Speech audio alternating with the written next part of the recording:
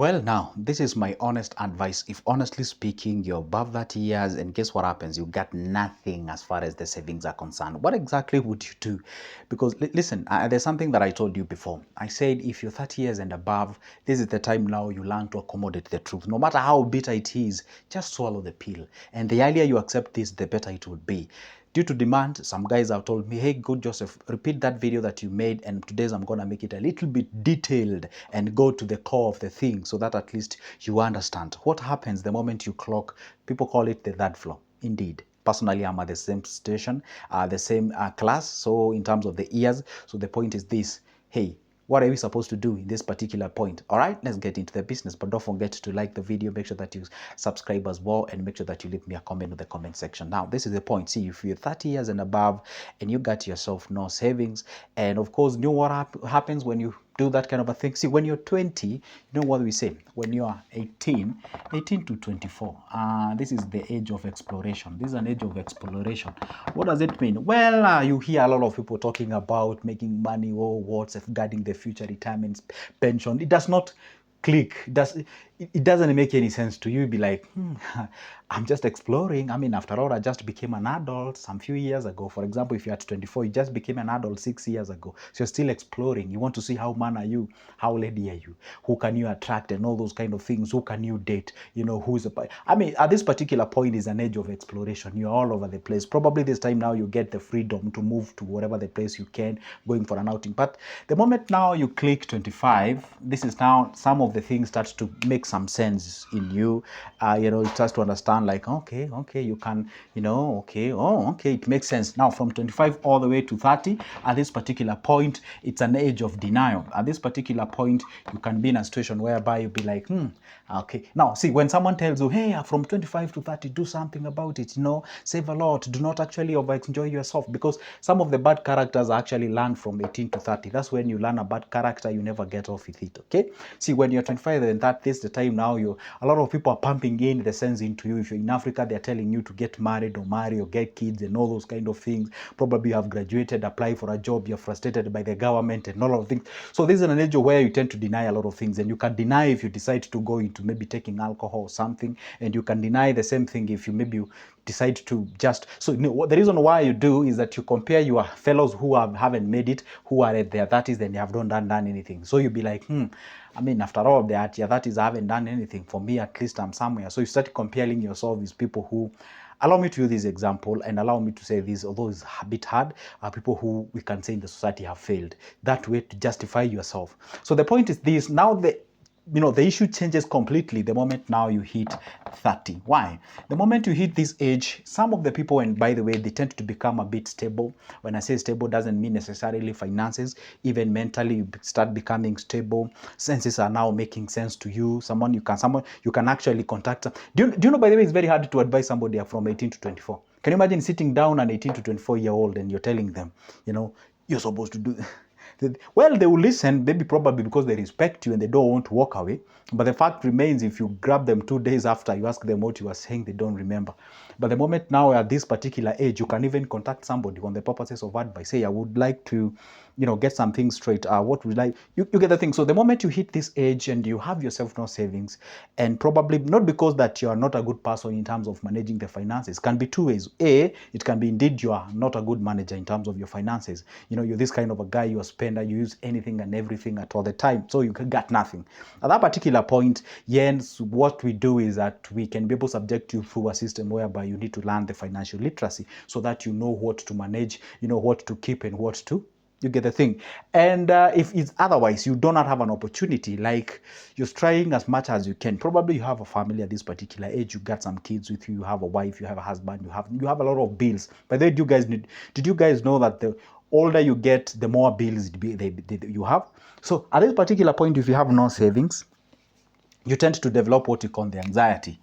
All right, you tend to develop what you call the anxiety. And anxiety actually kicks in, especially when you realize that, you know, my fellow guys are even buying properties and they are building. So who will be my brutal truth honest if you're at this particular age and you do not have the savings? I will tell you, if you're at this particular age and you don't have the savings, first of all, find out why. Okay? Find out why. Why don't you have the savings? Two options. Okay, number one, you are a poor manager. You are a poor manager, poor manager. You know, you have a problem with cash. Why? Maybe probably you got yourself an addiction along from 18 to 30 that is actually squandering your money. It's actually eating a lot of your money. Maybe you're into alcohol, you have a problem. Maybe you're into ladies and you really consume a lot of money in the process. Maybe you're in this kind of a guy. You just naturally don't know how to manage your finances. So find the reason why. That's option A. B, you can be in a situation whereby you find, well, maybe because I would say you have too much expenses, too much expenses. Okay, too much expenses. I'm saying this, I'm avoiding to say I earn less. I don't want to use the term earn less. Okay, I don't want to, this one I'm gonna give some sort of a star, because most of the people tend to argue from the point of I'm earning less. I would say, how about you argue from the point of I'm having too much expenses? Now, if the answer is you are having too much expenses, now the question is, go further in the sense, divide these expenses. Divide them into category one, must have expenses, or you cannot unshakable. Do you know there are those expenses that you cannot shake them off? Okay, for example, say you pay school fees. Now the question is, there's no way I can tell you stop paying school fees. No, you have to. That is it. I mean, there's no way I can tell you stop eating. There's no way I can tell you stop paying rent. Those are unshakable. Those are, we call them the must-have expenses. And then you have the class two of the expenses now, because what we are doing now, we are dissecting, we are going to the core to know where the root problem is, okay? We are going to what we call the rabbit hole, okay? Now, the point two is that now, what else are other what we call the luxuries, eh? What are other luxuries? What are other things that you have that are luxuries? So once you actually identify, okay, I'm addicted to coffee. I usually go out, take a lot of coffee out there. I take a lot of alcohol. Maybe I just enjoy myself out there. I throw parties. You get the thing, you know, I love going to an outing and all those kind of things. Probably you can salvage something here and all those kind of. So the moment you realize it is in between these two things, now you find out it this one, try to minimize those expenses, because I know you may argue from the point of go and make more. Sure, I will tell you go make more if opportunities are there, but if they're not there as of now, how do you now create that opportunity of you making more? This is where now you ask yourself, now, what example of the things that I can be able to shake them off in my life so that I can be able to realize some a little bit of things that I can be able to save? The other thing you ask yourself, yeah, you do not have the savings. First of all, do you even have the goals in the first place? Definitely, I've never found somebody who doesn't have goals. But it's very weird to meet somebody on the way and you ask them, what are your goals? They say, I don't have anything. Everyone has a goal. The problem is that some do have what you call the unrealistic goals. For example, let's say this guy who is at 30, they earn 30,000, okay? An equivalent amount of money as of his age. He earned 30,000. Now you ask this guy, what are your goals? He tells you, by the end of this year, I want to get myself $1 million. I mean, seriously.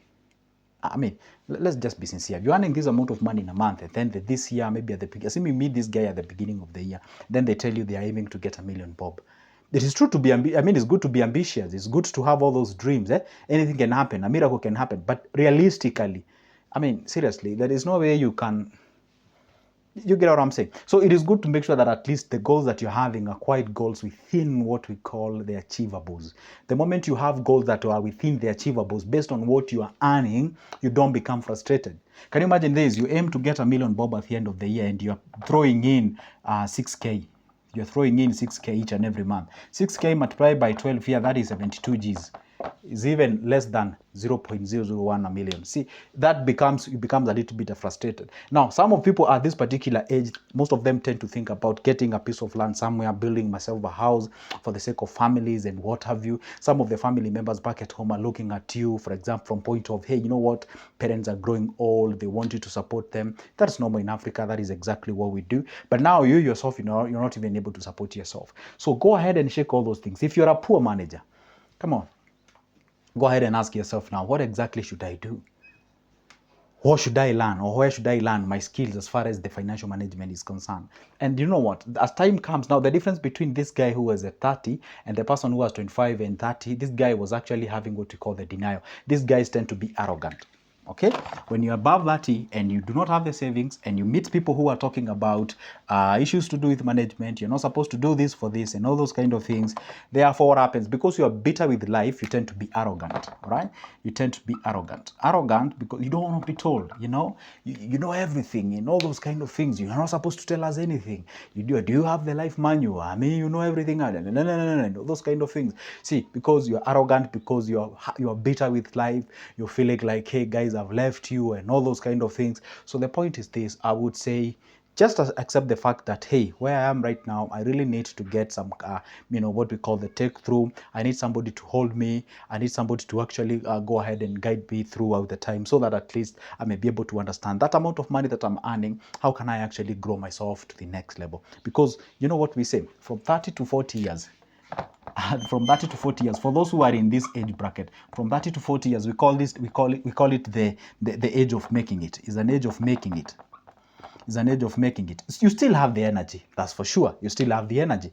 And in this case, regardless that, yeah, you do have the expenses, but they are not quite huge expenses. Probably you have one kid or two. And if you did play this game way too early, maybe you have three or something of sort. And if you do have them, then most of them, unless maybe you're a lady, you might find your kids are in high school. But if you're a man, rarely. I'm not saying it's not possible, it is, but rarely will you get a man at this age, you having kids at high school at your 30s. No, it's very, very hard. So the point is, this is called the age of making it. This is when, if you align yourself with the right people, and at particular this age, I always tell people, if you tell me you have 4 friends, you have a problem. You're supposed either to have none friend or one friend at most. One friend at most. And I always tell people, let others be strategic people who can help you. You should be working with people who are talking about, guess what? I'm looking forward into buying a property somewhere. I'm looking forward into actually adding more of what than I earn right now. I'm looking forward into making sure by the time now I clock 40, I do this. I'm adding from. You try the best. You see, let me tell you one secret. I got no manual of life. Nothing. Not that I'm perfect. What we do, we learn from each other. You may not be able to get all what I've said since I started talking, but there is one thing or two you can pick and be like, you know what? Let me just go and try that thing that he has said. Because also personally, I cannot assure you how tomorrow it will be. What we do is we try as much as we can. Remember one thing.